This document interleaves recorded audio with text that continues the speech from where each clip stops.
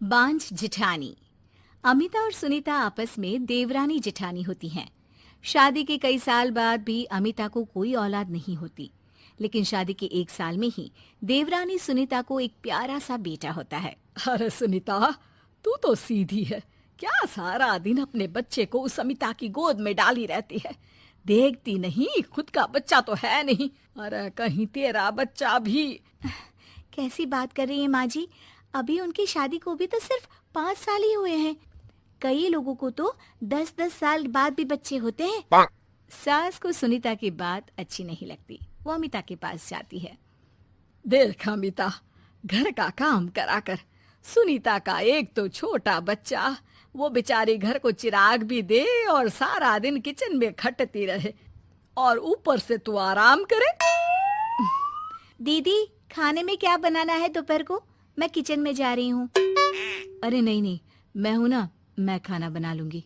अरे खाना आप बनाएंगी तो मुन्ने को कौन पकड़ेगा? अरे तू पकड़ेगी, मैं पकड़ूंगी। भाई माँ ही तो मुन्ने को पकड़ती है। तू काम करे और ये मुन्ने के नाम पर आराम। अरे नहीं नहीं माँ जी, मैं माँ हूँ माना, लेकिन अमिता दीदी का प्यार भी कम नहीं है। सारा दिन भी नहीं खिलाएंगी तो रात को नींद नहीं आएंगी इन्हें। अरे तो दूसरे की औलाद तो दूसरे की होती है ना। ला अमिता, मुन्ने को मुझे दे दे। लेकिन जैसे ही मुन्ने को सास गोद में लेना चाहती है, वो उनके पास जाने से इनकार कर देता है। अरे काला जादू कर दिया है इसने। बच्चा किसी के पास आ ही नहीं रहा है भाई। माँ, इसे काला जादू नहीं, प्यार कहते हैं, जो दीदी मुन्ने से करती हैं। अरे हाँ हाँ, हम तो दुश्मन है ना इसके, जो ये हमारे पास नहीं आ रहा है। अरे सगी दादी हूँ मैं, पूरी की पूरी कोठी इसी के नाम कर जाऊंगी। अब बोल, अब भी प्यार है क्या इससे? अमिता को सास की बात पर गुस्सा आ जाता है। वैसे भी माँ जी, पूरे घर में यही एक चिराग है, तो आप इसे दे या ना दे, सारा कुछ इसी का है, चाहे वो मेरा भी क्यों ना हो। हाँ, अभी तो बड़ी जबान चल रही है, लेकिन जब घर पूरा इसके नाम होगा ना, तब पता चलेगा। अमिता और सुनीता दोनों ही मिलजुल कर रहती थी, इसलिए सास की बात का दोनों को ही बुरा ना लगता। मिलजुल कर काम करती और हंस खेल कर रहती।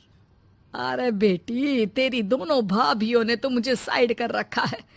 अरे दोनों में इतनी पड़ती है कि मुझे तो डर लग रहा है, कहीं एक दिन ये दोनों मेरी बात मानने से इनकार ही ना कर दे।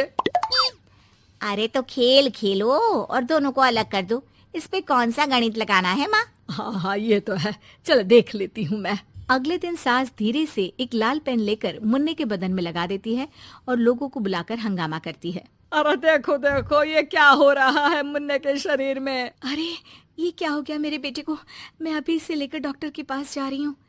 अरे ना दीदी, परेशान मत हो, मैं तैयार कर देती हूँ और कैब बुला लेती हूँ, बाद में ले जाइए आप इसे।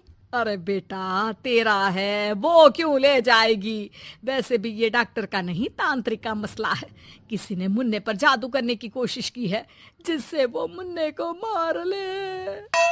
सुनीता ये सुनकर रोने लगती है। कौन मेरे मुन्ने को मारने की कोशिश करेगा माँ जी? नहीं नहीं, ऐसा कुछ नहीं होगा। सास अमिता की तरफ देखकर कहती है। अरे वही जिसकी खुद की औलाद ना हो।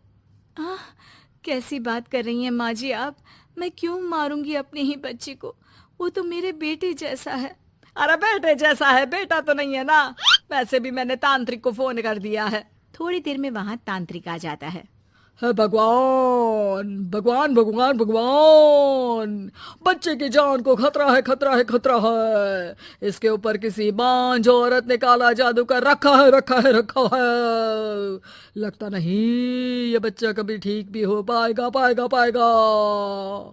नहीं नहीं, मेरे बेटे को बचा लीजिए। अमिता दीदी, आप इतना गंदा सोचेंगी मुन्ने के लिए, मैंने सोचा भी नहीं था। अरे कैसी बात कर रही हो सुनीता? मैंने तो मुन्ने को माँ से बढ़कर प्यार किया, ये सोचो भला मैं ऐसा क्यों करूंगी?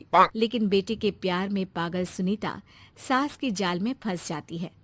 दीदी, आज से आप और मैं अलग हैं, मेरी रसोई अलग, आपकी अलग, और आज के बाद मुन्ने को छूने की क्या, देखने की भी कोशिश मत करिएगा।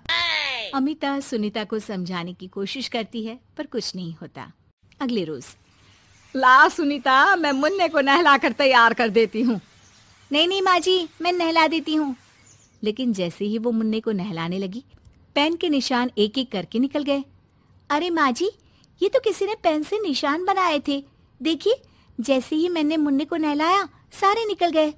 अब अरे नहीं नहीं बहू, ये तो बाबा का कमाल है कि बच्चे के ऊपर से ये साया धुल गया।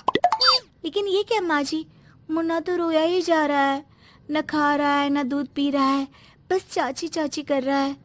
अरे इतनी जल्दी उसका भूत नहीं उतरेगा इसके सर से, मार मार कर खिला। जी माँ जी। लेकिन सुनीता का बेटा, जिसे अमिता से बेहद प्यार था, वो उसके पास जाने की जिद में ना खा रहा था ना पी रहा था।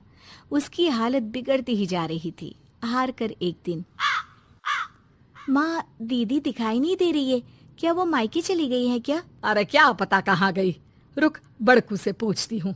ए अमिता कहाँ है? माँ जल्दी पता करिए ना, दीदी कहाँ है? मुन्ने की हालत दीदी के लिए खराब होती जा रही है।